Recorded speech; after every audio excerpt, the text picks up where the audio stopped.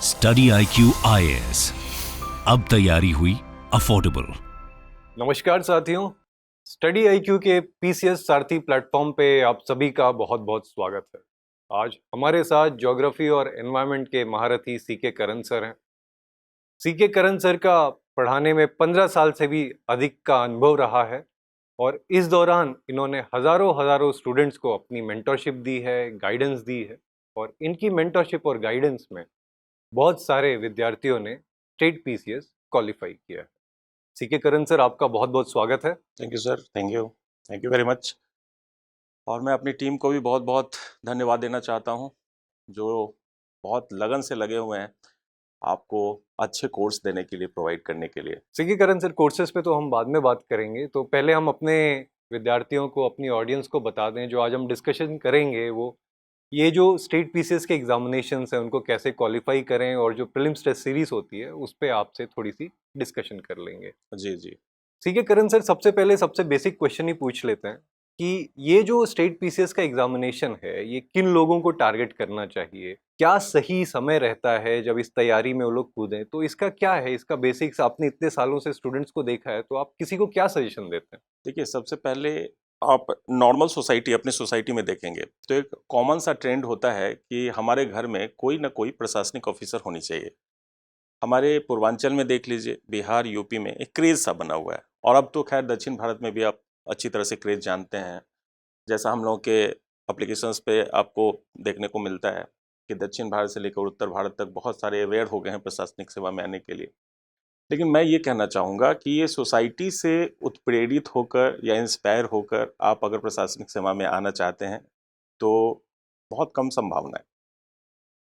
सबसे पहले आप डिसाइड कीजिए कि आपके अंदर में क्या करने का जज्बा है, यानी आपका मोटिवेशन, सेल्फ मोटिवेशन क्या कहता है, कौन से सेवा में जाना चाहते हैं आप, या फिर अपने आप को सेल्फ मोटिवेट भी कर सकते हैं। देखिए, ये एक तरह का सोशल सर्विसेज है।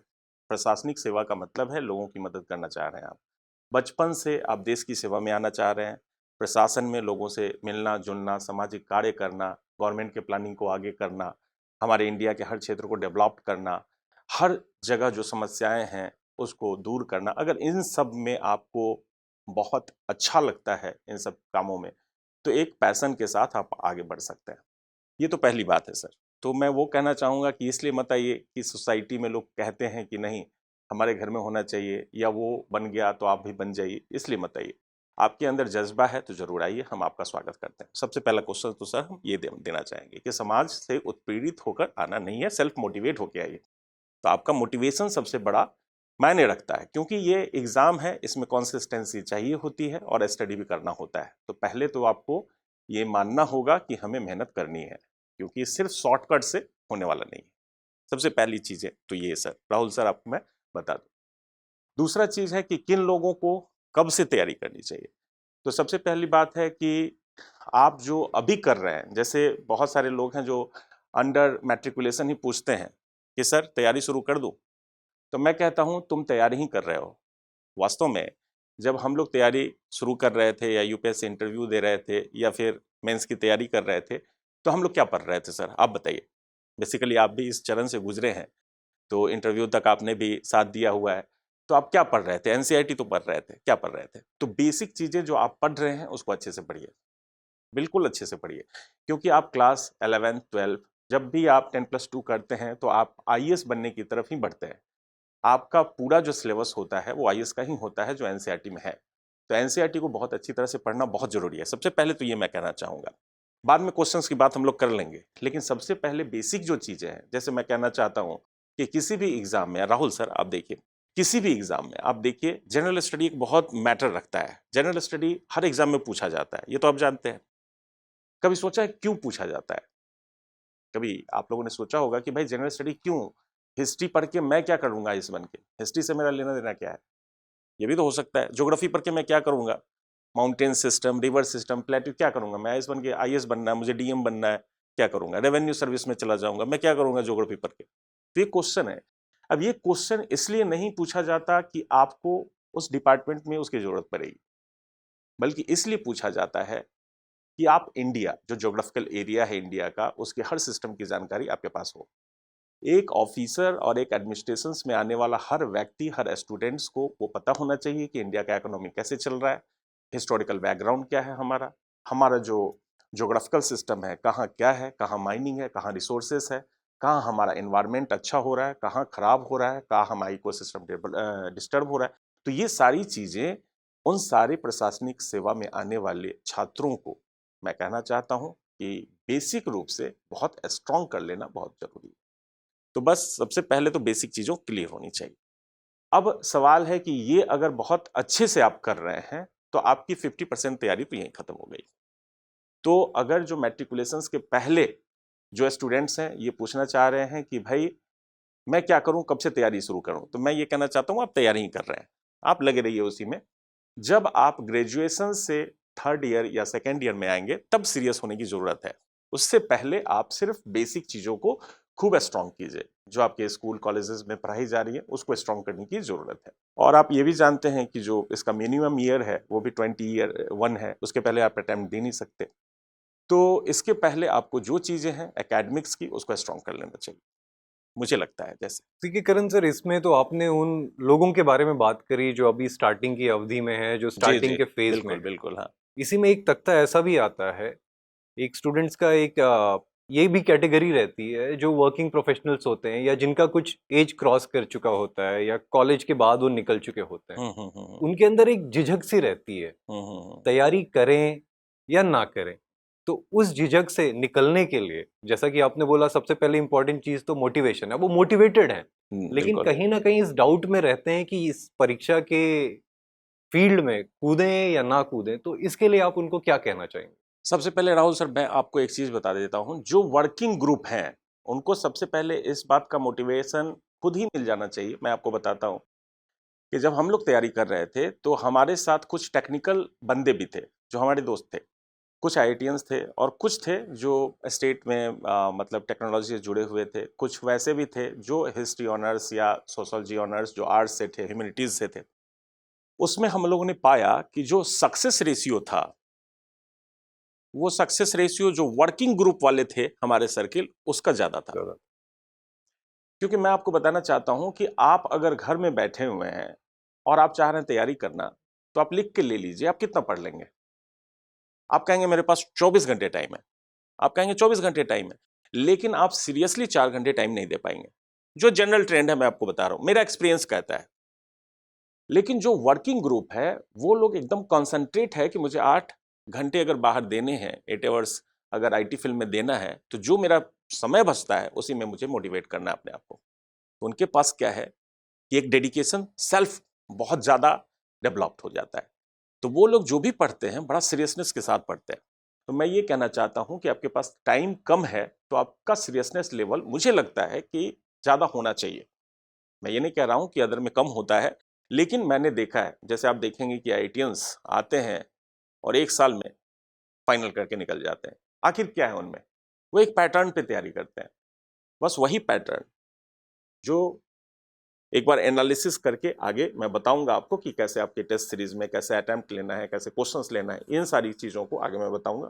फिलहाल राहुल सर जो भी क्वेश्चंस कर रहे हैं वो बहुत इंपॉर्टेंट क्वेश्चन है, उसके बारे में बता रहा हूँ। तो मैं ये कहना चाहता हूँ जो वर्किंग ग्रुप वाले लोग हैं उनको तो डेडिकेट अपने आप को करना पड़ेगा, क्योंकि आपको 5 घंटे मिल रहे हैं तो 5 घंटे में आपका सीरियसनेस अदर की तुलना में 6 आवर्स के बराबर होना चाहिए। अगर 4 घंटे आप पढ़ रहे हैं तो ये सीरियसनेस हो भी जाता है, क्योंकि आप डू या डाई यही करेंगे, करो या मरो का एक तरह से प्रिंसिपल यहाँ पे लागू हो जाता है। जी जी, सीके करण सर, तो इससे तो एक चीज हो जाती है, चाहे आप स्टार्टिंग फेज में हैं, कॉलेज में हैं या वर्किंग में हैं, आपके अंदर इच्छा शक्ति होनी चाहिए, बिल्कुल मोटिवेशन होना चाहिए। और सर कईयों एग्जाम्पल हैं, एक दो है नहीं, हजारों एग्जाम्पल हैं। आप देख रहे हैं आपके सामने से निकल जाते हैं बच्चे और टॉपर्स आ जाते हैं, क्वालिफाई कर लेते हैं। और इसी में सीके करण सर जो आप कह रहे थे, आईआईटियंस का आपने बात की, बाकियों की बात करी, तो इसी में मैं जानना चाहता हूँ कि जो आपका एक्सपीरियंस है, जो ह्यूमैनिटीज और नॉन ह्यूमैनिटीज बैकग्राउंड वाले हैं, जैसे इंजीनियरिंग या मेडिकल वाले हो गए, क्या उन स्टूडेंट्स को एज रहता है या उन्होंने कोई एक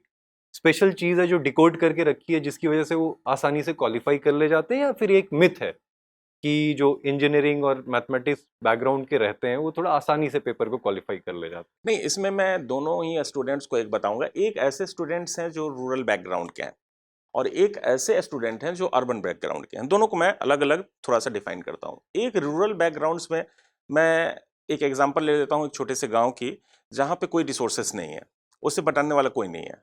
और एक अर्बन एरिया में उनका एसोसिएशन है, उनको बताने वाले लोग हैं, उनके सीनियर्स हैं, उनके अपने भाई हैं जो क्वालिफाई कर चुके हैं। तो यहाँ पे डिफरेंस आ जाता है कि एक को मेंटरशिप मिल रही है, एक को मेंटरशिप नहीं मिल रही है। एक को बताने वाले लोग हैं, कहाँ गलती कर रहे हो, कहाँ सही करना है, कौन सी किताबें पढ़नी है, कहाँ से शुरुआत करनी है। तो जो रूरल बैकग्राउंड है ये थोड़ा सा पीछे हो जाते हैं सर। तो मैं कहना चाहता हूँ अगर इन लोगों को, हालांकि जो रूरल बैकग्राउंड्स के लोग हैं या छात्र हैं, उनमें पढ़ाई में कोई कमी नहीं होती है। मैंने वॉच किया है कि ये लोग 10-10, 12-12 घंटे पढ़ते हैं लेकिन क्वालिफाई नहीं कर पाते। क्यों? प्रॉपर गाइडलाइन नहीं मिला, मेंटरशिप नहीं मिला, सीनियर्स नहीं मिले, जो क्वालिफाई कर चुके हैं उनका एसोसिएशन नहीं मिला। तो एक गांव में बहुत सारे लोग ऐसे होते हैं जो एक्सपेक्ट तो करते हैं कि मेरा बेटा आईएएस बन जाए, मेरा बेटा पीसीएस बन जाए, लेकिन उनको क्या चाहिए ये फील नहीं कर पाते। तो यहाँ ऑर्गेनाइजेशन का बहुत बड़ा रोल होता है, बहुत बड़ा रोल होता है। सीके करण सर, इसी में एक बात कर लेते हैं, जो स्टडी आईक्यू के स्टेट पीसीएस के लिए कोर्सेस आए हैं, जी जी। वो इस गैप को टियर 2 टियर 3 जो हमारी सिटीज हैं जिसकी आप बात कर रहे हो, उसको ये किस तरीके से इस प्रॉब्लम को सॉल्व करेंगी?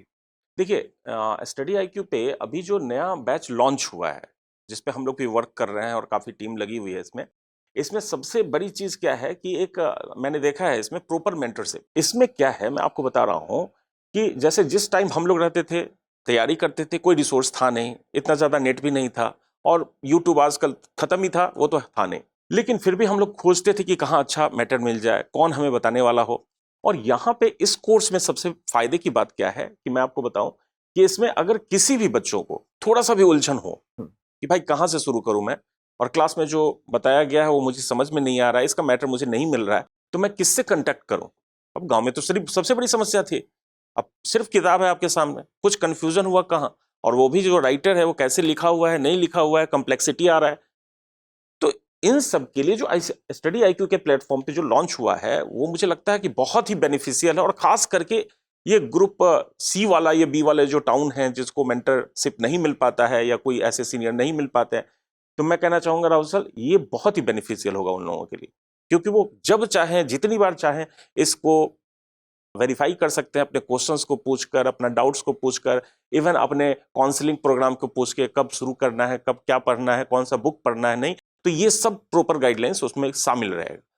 तो कहीं डेविएशंस आना नहीं चाहिए किसी भी बच्चों को। तो इसी में सीके करण सर, इसी से जुड़ी हुई एक और चीज ले लेते हैं। जब टियर 2 या टियर 3 सिटी में जाते हैं, जिसको आप group C group D cities कह रहे हैं, तो वहीं पे एक और चीज आ जाती है कि जो कंटेंट मिलता है या जो सुविधाएं मिलती हैं वो स्टैंडर्ड नहीं रहती हैं। नहीं रहती है। ये जो कोर्स है इसमें हम एक स्टैंडर्ड, एक अव्वल दर्जे की फैकल्टीज दे रहे हैं, एक स्टैंडर्डाइज कंटेंट दे रहे हैं स्टूडेंट्स को, जो चीजें उनको हेल्प करें। जी बिल्कुल बिल्कुल बिल्कुल। ये स्टैंडर्ड यूं है कि मैं आपको बताता हूं, हम लोगों ने तो चूंकि इसमें काम किया है तो मैं आपको बताता हूं, इसमें हमारे टीम में जितने भी, जैसे मैं आपको बताऊं कि स्टडी आईक्यू में कोई भी ऐसा बंदा नहीं है जो यूपीएससी इंटरव्यू ना दिया हो। यूपीएससी इंटरव्यू देने का मतलब आप समझ रहे हैं ना कि वो कितने चरणों से गुजरा है और कितना स्ट्रगल किया लाइफ में, लेकिन फिर वो थोड़ा सा, अब उसको लक कह सकते हैं या कुछ भी कह सकते हैं, वो पीछे रह गया। लेकिन हमारे यहाँ इन सारे लोगों को जोड़कर एक बहुत अच्छा एनालिसिस पेपर, या जो भी आप क्वेश्चन पेपर तैयार करना हो उनकी मदद ली जाती है, या फिर स्टडी मटेरियल तैयार करना हो उसमें मदद ली जाती है। और अगर कोई भी कंफ्यूजन बाद में भी रहता है तो मेंटरशिप प्रोग्राम भी ये लोग देते हैं। तो हमारी टीम के साथ ये अच्छी बात है कि हम इन्हीं की देखरेख में, क्योंकि ये लोग बहुत दिन से तैयारी भी कर रहे हैं और ये भी ट्रेंड भी देख रहे हैं कि कैसे कैसे क्वेश्चंस कैसे चेंज हो रहे हैं, कैसे आ रहे हैं, तो इस पे भी हम अच्छा खासा इनको डिस्कस किया जा सकता है, मेंटरशिप प्रोग्राम में इसको जोड़ा जा सकता है। सीके करण सर, इससे अगले मुद्दों को ले लेते हैं कुछ। अब स्टूडेंट मोटिवेटेड भी है, उसको क्लैरिटी भी है, अब उसके पास मेंटर भी है, और ये चीजें अमूमन कई लोगों के पास होती हैं। जी जी। लेकिन फिर भी ये जो प्रीलिम्स है क्वालिफाई नहीं हो पाता है। अच्छा, तो जो आपका इतना बड़ा अनुभव है, तो उसमें से कॉमन मिस्टेक्स क्या हैं जिस वजह से ये जो पहला स्टेज है वही क्लियर नहीं होता है? देखिए मैं एक चीज बताता हूँ। सबसे पहले चीज है कि पीसीएस एग्जाम जो स्टेट पीसीएस है, उसमें मैं बताता हूँ आपको कि group B group C town के बच्चे मैक्सिमम होते हैं जो यहाँ इसमें होते हैं। उसमें अर्बन एरिया में मैक्सिमम लोग जो भी होते हैं उनको ये कन्फ्यूजन्स और डाउट बहुत कम होता है। अगर BC की बात करें तो उसमें ज़्यादा होता है। ये लोग जल्दी एक्सेप्ट नहीं करते कि जो पूछे गए क्वेश्चन है उसको पहले रिवाइज कर लें। पता नहीं ये सेल्फ ईगो है कि मैं नहीं करूंगा, मैं नया क्वेश्चन पढ़ूंगा। तो ये जो सेल्फ ईगो है ना, ये मारता है इनको कि नहीं मैं पूरा किताब पढ़ लूंगा, मुझ में एनर्जी है, मैं 12 घंटे पढ़ के निकाल लूंगा। लेकिन नहीं होता। जब तक आप ट्रेंड एनालिसिस नहीं करेंगे नहीं हो पाएगा। जब तक आप सेक्शन वाइज टेस्ट नहीं देंगे नहीं हो पाएगा। जब तक आप मॉड्यूल वाइज टेस्ट नहीं देंगे नहीं होगा। क्योंकि देखिए, मैं कहना चाहता हूं कि ये जो सिलेबस है ये स्टेट PCS का ये छोटा सिलेबस नहीं होता। हर सेक्शन की तैयारी आपको करनी पड़ेगी और हर सेक्शन को आपको मजबूत करना पड़ेगा। पहले हम लोग जब एग्जाम देते थे उस समय क्या था, 5 क्वेश्चंस लिख दीजिए, मेंस में चल जाता था काम। लेकिन आज छोटे छोटे क्वेश्चंस आ रहे हैं, पूरा सिलेबस से क्वेश्चंस आ रहा है।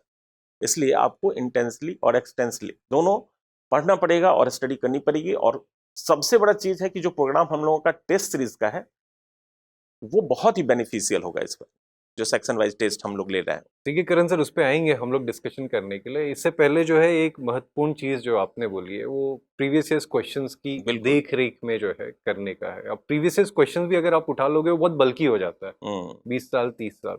तो अगर आपके पास एक्सपर्ट गाइडेंस हो, जैसे कि आपका ज्योग्राफी है, ज्योग्राफी के अंदर जो सब टॉपिक्स हैं उसमें छने हुए अगर वो क्वेश्चंस निकाल के दे दे, इस टॉपिक पे यही क्वेश्चंस आते हैं, तो स्टूडेंट्स की बहुत हेल्प हो जाएगी। बिल्कुल, तो क्या इस प्रोग्राम में कुछ ऐसा है?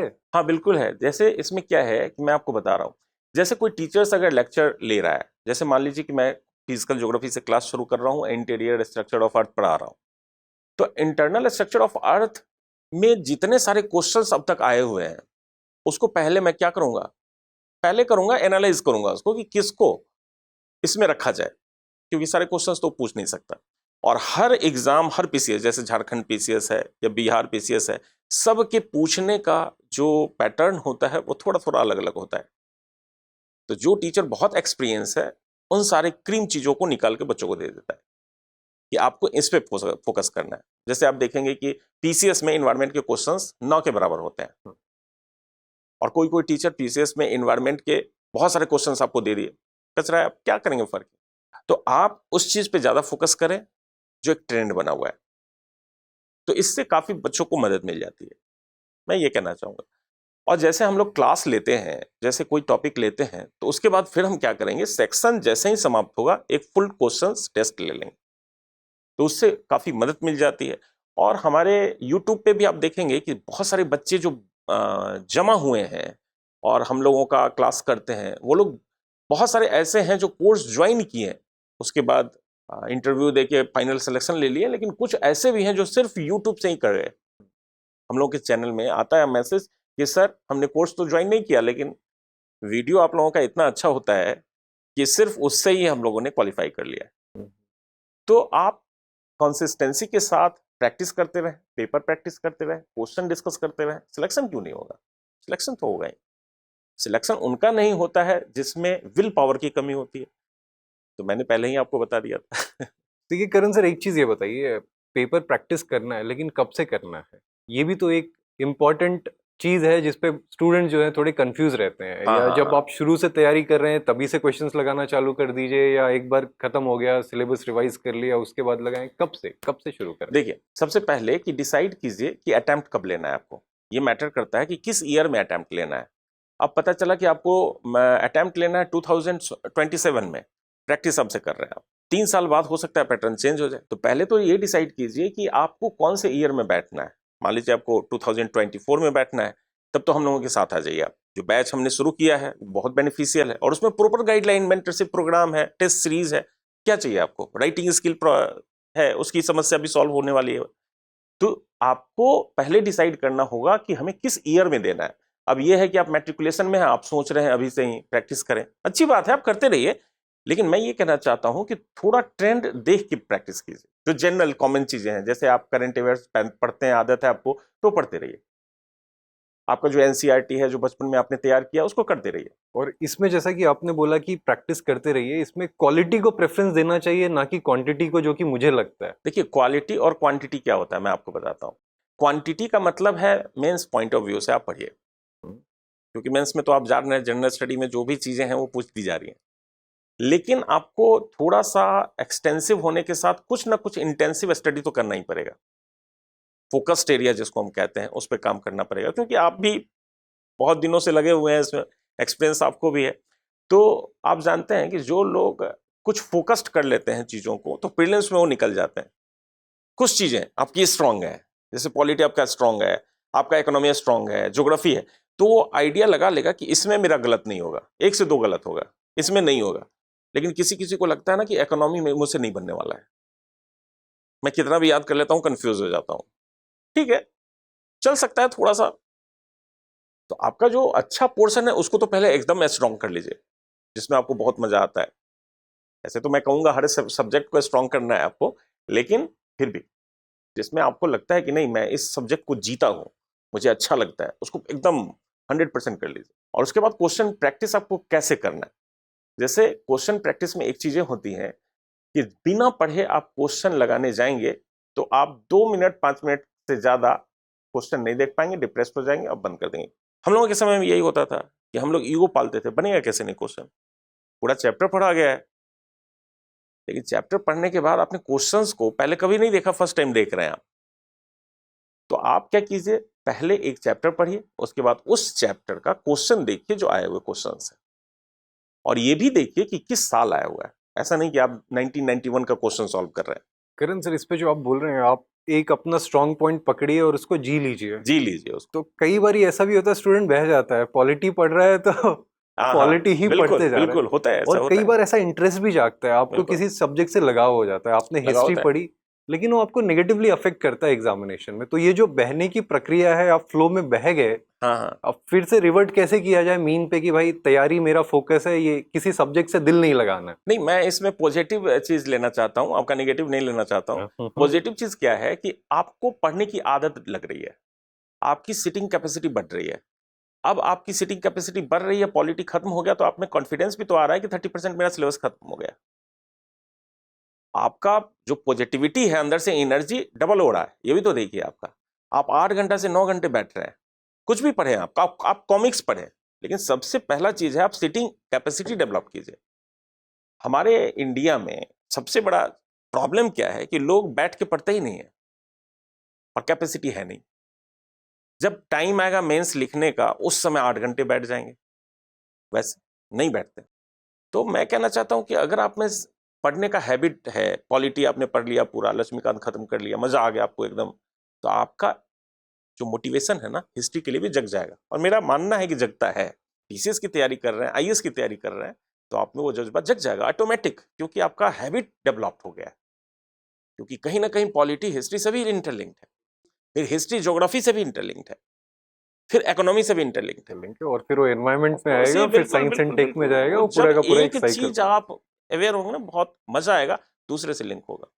तो ये सब चलता रहता है, ये चीजें हैं। इसी से रिलेटेड सीके करण सर, जो आप एक टेस्ट सीरीज का बात कर रहे थे, तो उसके बारे में थोड़ा विस्तार से बता देंगे स्टूडेंट्स को, टेस्ट सीरीज क्या है, कैसे? में क्या है, टेस्ट सीरीज तो आपका हर सब्जेक्ट वाइज, जिसको हम कहते हैं सेक्शनल टेस्ट सीरीज होगा। जैसे किसी भी सेक्शन पे आप देख सकते हैं, जैसे हिस्ट्री है, ज्योग्राफी है, इकोनॉमी है, ये प्रॉपर रूप से चलता रहेगा। ये तो आपका टेस्ट सीरीज होता रहेगा। और उसमें क्या है कि सब्जेक्ट वाइज तो होगा ही, इसमें मॉड्यूल वाइज भी होगा। मॉड्यूल का मतलब होता है कि मान लीजिए किसी भी सब्जेक्ट में, जैसे मैं फिजिकल ज्योग्राफी पढ़ा रहा हूँ, नेचुरल ज्योग्राफी के बारे में बता रहा हूँ आपको, तो जैसे ही वो समाप्त होता है तो उसके बाद हम उसी से संबंधित एक सेक्शन से संबंधित हम क्या करेंगे कि आपका क्वेश्चन फॉर्मेट करेंगे, और वो क्वेश्चन होगा जो एनालिसिस पैटर्न पे होगा, यानी आए हुए क्वेश्चंस या संभावित क्वेश्चंस होते हैं जो आप 2024 में बैठेंगे किसी एग्जाम में तो पूछा जा सकता है। तो ऐसे करके हम फॉर्मेट कर रहे हैं। तो ये सारी चीजें हैं टेस्ट सीरीज में, और टेस्ट सीरीज प्रॉपर आपकी चलती रहेगी, बिल्कुल उसी मॉड्यूल पे होगी जिस स्टेट का आप एग्जाम देने जा रहे हैं। जैसे बिहार का आप देने जा रहे हैं या यूपी का देने जा रहे हैं, उस आधार पे ये चलता रहेगा आपका टेस्ट सीरीज। और अगर मैं ये नहीं कहता हूं कि एकदम 100%, किसी ऐसे छात्र को कुछ ऐसा सुझाव भी लगता है बीच में दे सकता है वो कि सर एक टेस्ट और करा दीजिए, या इस सेक्शन पे आप टेस्ट करा दीजिए, हम उसको भी आमंत्रित करते हैं कि आपको लगता है कि नहीं सर इस पे टेस्ट एक कम मिल रहा है मुझे, तो आप इसे दे दीजिए मुझे एक टेस्ट और बना के, तो टीचर करेगा उसको। टीचर और स्टूडेंट के बीच का एक रिलेशनशिप है जो कि आउट ऑफ द वे भी जाके टीचर डिलीवर हमारे करते हैं। करेगा, वो करेगा, ये डिमांड पे डिपेंड करता है। और ना भी आप डिमांड करते हैं तो हम अपनी तरफ से पूरी तैयारी के साथ आए हुए हैं। आपसे टेस्ट सीरीज में, टॉपिक वाइज टेस्ट सीरीज में हम आपके साथ रहेंगे, हर सब्जेक्ट में साथ रहेंगे। किरण सर, इसमें कोई एक पर्टिकुलर नंबर ऑफ क्वेश्चंस होते हैं या पेपर्स होते हैं कि इतने लगाने चाहिए? किसी का कंफर्ट ये रहता है कि बहुत ज़्यादा क्वेश्चंस पेपर लगा लेते हैं, कुछ लोग नहीं लगाते हैं, तो क्या है आपके जो एक्सपीरियंस है, क्या है वो स्वीट स्पॉट कहाँ पे, कितने करने चाहिए, कैसे है? देखिए, मैं आपको बताऊं, जब मैं सेकेंड ईयर में था ग्रेजुएशन में, तो पहला अटेम्प्ट लिया था। सेकेंड ईयर के बाद जो सेकेंड ईयर वैसे ही बैठ गए थे, एक होता है ना कि तो मेरा दिमाग खराब हो गया था। मुझे लगा कि मुझसे हो नहीं सकता, कुछ भी नहीं हो सकता। सबसे बड़ी चीज ये है कि ग्रेजुएशन करने के बाद आप ये लगाना शुरू करें। ग्रेजुएशन करने के बाद आप ये अटेम्प्ट देना शुरू करें, यानी 21st आपका अगर एज हो रहा है उसके बाद आप बैठना शुरू कर दें। तो ये मैं आपसे कहना चाहूँगा, और आपकी तैयारी उसके पहले हो जानी चाहिए। स्ट्रेटजी प्लान ये होना चाहिए, क्योंकि अगर आप बिना स्ट्रेटजी प्लान किए हुए बैठेंगे ना तो फ्रस्ट्रेट हो जाएंगे, मेरा मानना है। बहुत सारे लोग कहते हैं तैयारी है या नहीं, बैठ के देख लो, अटेम्प्ट नहीं है पीसीएस में, बैठ के देख लो, 40 साल तक देते रहो। लेकिन मेरा मानना है कि नहीं, इससे क्या होता है, डिमोटिवेशन होता है। तो आप बैठिए, पूरा सिलेबस तैयार कीजिए, उसके बाद अटेम्प्ट लीजिए। हो सकता है कि इस बार आपको खुद एनालिसिस हो जाए कि सिर्फ 4 नंबर से छूट गया, 5 नंबर से छूट गया, 1 नंबर से छूट गया, तो आप मोटिवेट होंगे। लेकिन आपको अगर लगे कि 50 नंबर से छूट गया तो आप डिमोटिवेट हो जाएंगे। और अगर बार बार छूटता रहे फिर वो हौसला टूट जाता है, एक हौसला point टूट पे। जाता है। तो साथियों, आपने हमारे ज्योग्राफी और एनवायरनमेंट के महारथी सीके करण जी की बातें सुनी। हम आशा करते हैं कि जो इन्होंने बातें करी हैं उससे आपको परीक्षा के बारे में काफ़ी सारी जानकारी मिली होगी। आप अपनी परीक्षा की रणनीति तय कर सकेंगे। और यदि आप हमारे साथ जुड़े या ना जुड़े, हम ये आशा करते हैं कि जो स्टेट पीसीएस एग्जामिनेशंस है आप उन्हें क्वालिफाई करें और अपना सपना पूरा करें। हमारे साथ जुड़ने के लिए आप सभी का बहुत बहुत धन्यवाद। स्टडी IQ IAS, अब तैयारी हुई अफोर्डेबल।